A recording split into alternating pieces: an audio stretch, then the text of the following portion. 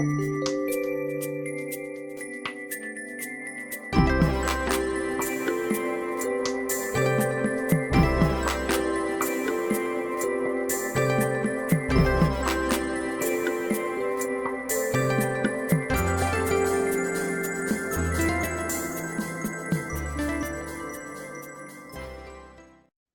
and welcome to Pandora Astrology's monthly horoscope for February of 2023. We are the astrologers of Pandora Astrology. I'm Jamie Kale Miller. I'm in Berkeley, California. And I'm Julia Mijas, and I'm in San Francisco, California. Let's take a look at what's happening for you in February. Well, Gemini, let's start out with Juno and Ceres, asteroid goddesses that we know and love. Ceres in particular is up to some interesting stuff. She's traveling along through Libra all month in your fifth house of fun, pleasure, and play and hobbies. And Ceres is going to do something particularly interesting, which is she's going to go retrograde.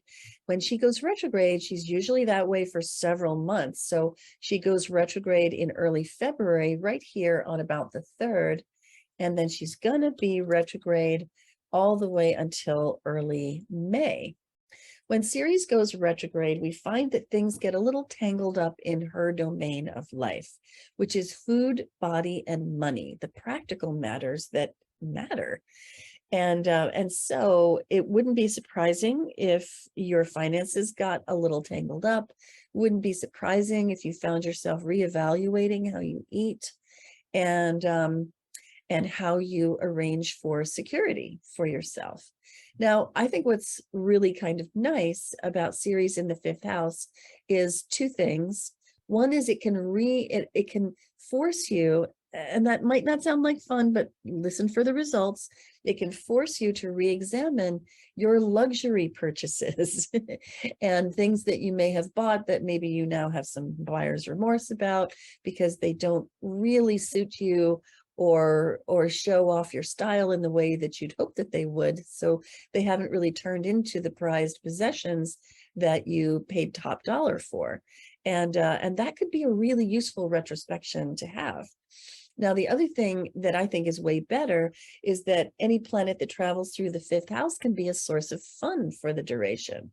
So you might consider gamifying your finances, making your finances into a sort of a game with rewards and incentives and a clear track to move along and, ways to make it entertaining so that you can have fun, with these kinds of tangles when they happen and have fun with, the aspects of like budgeting and tracking your money and those sorts of things.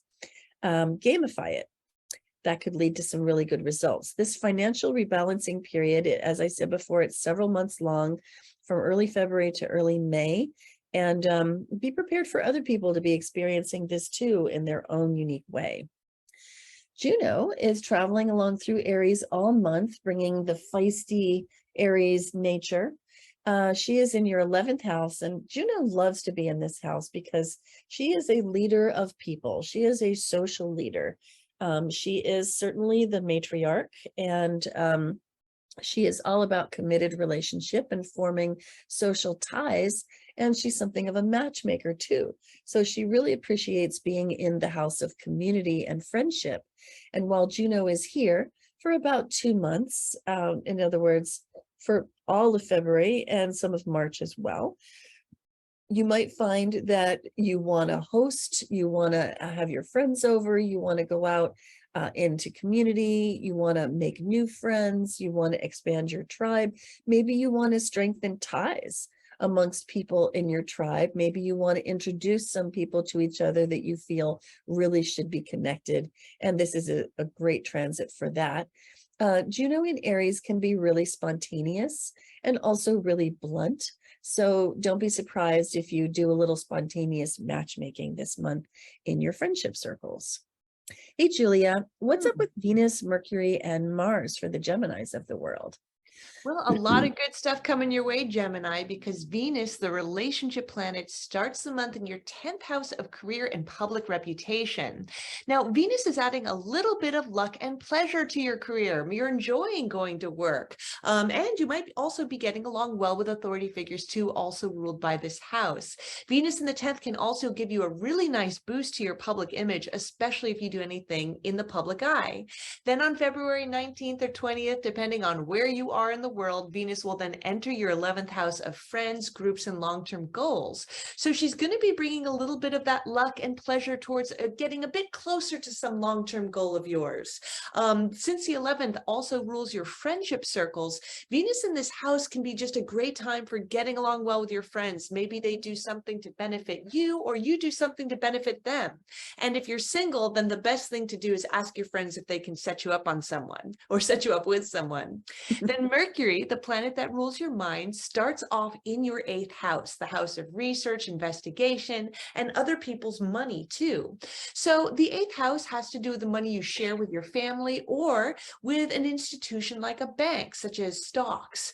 And Mercury in this house means that you're really thinking a lot about money these days. Maybe this is a good time to get organized for tax season, which is coming up. And if you have anything you need to research in your life, then you can really drill down and get to the bottom of it with your mind. Then on February 11th, Mercury enters your 9th house. This house is an educational house. Mercury is an educational planet. So you really might be in the mood to learn during the transit for the rest of the month. It's a great transit if you're in school or you need to pick up something new, like a foreign language to learn before a trip you're planning this summer. Mercury in the 9th house is just also good for getting out and maybe planning the next trip that you want to go on as well. Finally, Mars, who's done a whole retrograde cycle that just finished up last month, is still in your 1st house. He's been here for a number of months, and the 1st house represents yourself. It's your body, your physical body. Mars, which has been here for a number of months, which I just mentioned, is a planet of energy and action, but he can also run into conflict too, because he is the archetype of the warrior after all. So with Mars in your 1st house, what you've experienced over the past few months is just kind of being full of energy. If you've been doing anything risky, maybe you've run into a couple of accidents here and there. This wouldn't be the time to just kind of be willy-nilly handling knives or explosives or anything like that. Not like you're going to do that, but just be a little extra careful if you're in the kitchen chopping up something. Mars in the 1st, now that he's direct, can be a really, really good time to get a workout routine in place, to use all that energy for some constructive purpose, and to be able to assert yourself too. This is definitely not a doormat transit, so you're more willing to fight for your rights, which can be a good thing. Just don't go overboard. Well, I've got a couple of moons and a seasonal change to tell you about. First of all, we have the full moon in Leo traveling along through your 3rd house. Full moons are times of high emotion. This particular one is a bit attention grabbing because it's in Leo. Definitely emotions can be bigger and more expressed in a bigger way when the moon is in Leo. And this lands in your 3rd house of communication, Gemini, which is the house that Gemini rules in the first place. So it's kind of an important zone for you. So I think it's important to be aware that you might be expressing when you're talking to somebody along lines of communication, there might be much more emotion transmitted during this full moon than you intend. And you might be met with, somebody on the other side facing you, taking the role of the sun in Aquarius and trying to bring some objectivity, some distance, and a look at the big picture to balance the big emotions that you're transmitting. And it would be good to listen to that person and try to find some balance with your emotions and see if their, possibly more objective view can help you to clarify and understand what you're feeling. This moon has a gnarly square to Uranus that could bring in you know, a little bit more of a disruptive or interruptive feel, but there's plenty of harmony built into this moon too. And you can find out more about this moon and the other moon of this month on our website's forecast page at pandoraastrology.com in the forecast tab. Now, the next thing that happens is that the sun finishes along, it's traveling along the sign of Aquarius and pops on over into Pisces, where it's going to be for 30 days, just like it spends in every sign. And this brings the sun into your 10th house. Now, the sun is about shining the sunlight of attention. It's about bringing your consciousness, your awareness, your high quality attention to whatever area it's in, and spending that attention there for the 30 days that will allow you to really help things to flourish in that area. The 10th house is the domain of career. Julia mentioned that before. And so this is a really good time to put some attention on not just your workplace and the people in it, although that's good, but really on the arc of your career as a longer thing. You know, it's like the thread upon which the beads of your individual jobs would hang.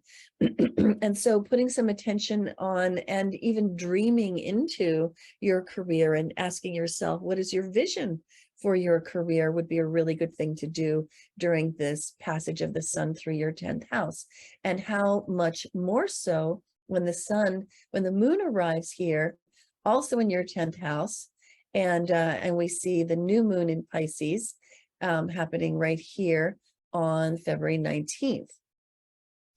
And a new moon, of course, is a time of starting over. It's a time of new beginnings. Seeds are planted in darkness, so we don't see results from new moons right away. We tend to see them weeks later, maybe when the moon is approaching its next time of being full.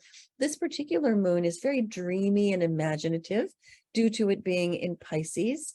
So there may be something of an otherworldly feel.